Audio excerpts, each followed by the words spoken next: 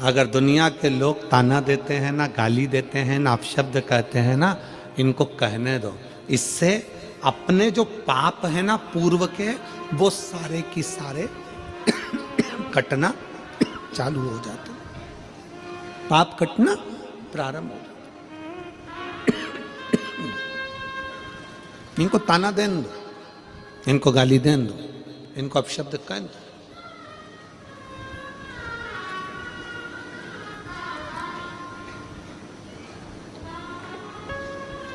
कई लोग कहते हैं गुरुजी हमारे रिश्तेदार हमको बहुत गाली देते हैं, हमको अपशब्द कहते हैं। हमने कहा भगवान की कृपा है, तुमको गाली पड़ रही है, ये करुणा है, दया है, पढ़ने दो।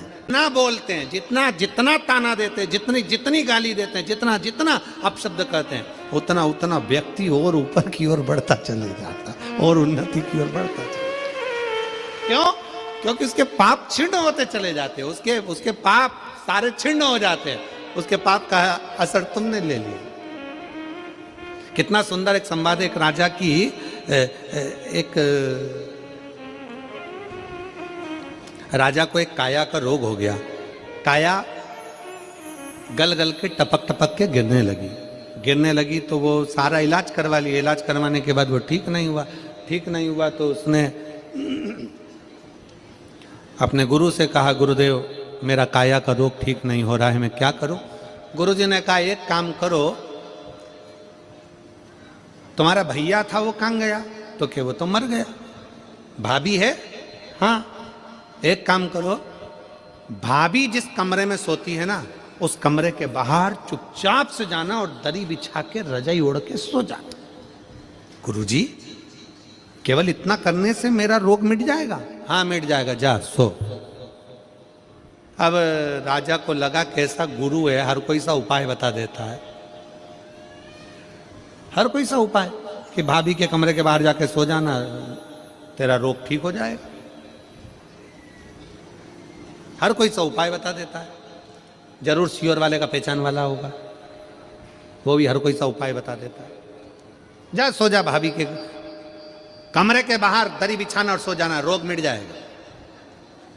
सो गया। एक दिन सोया, 2 दिन सोया, 3 दिन सोया, 4 दिन सोया।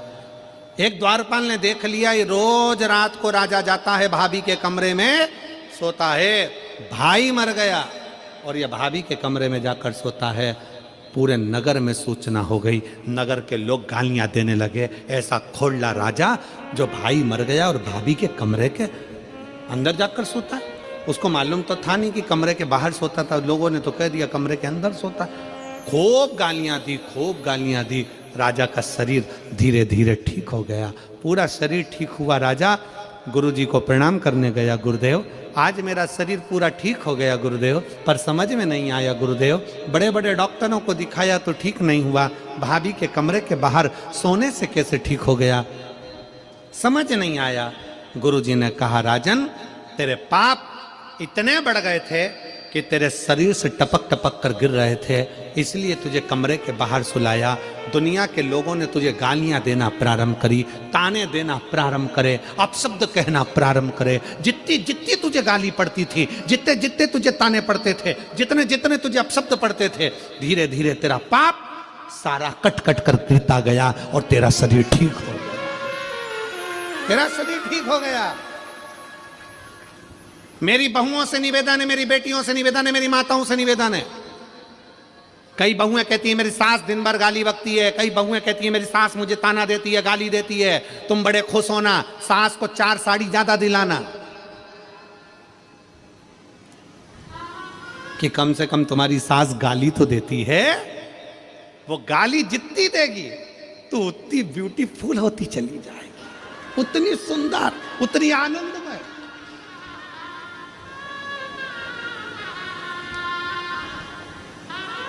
तुम प्रैक्टिकल करके देखो, प्रैक्टिकल करके देखना।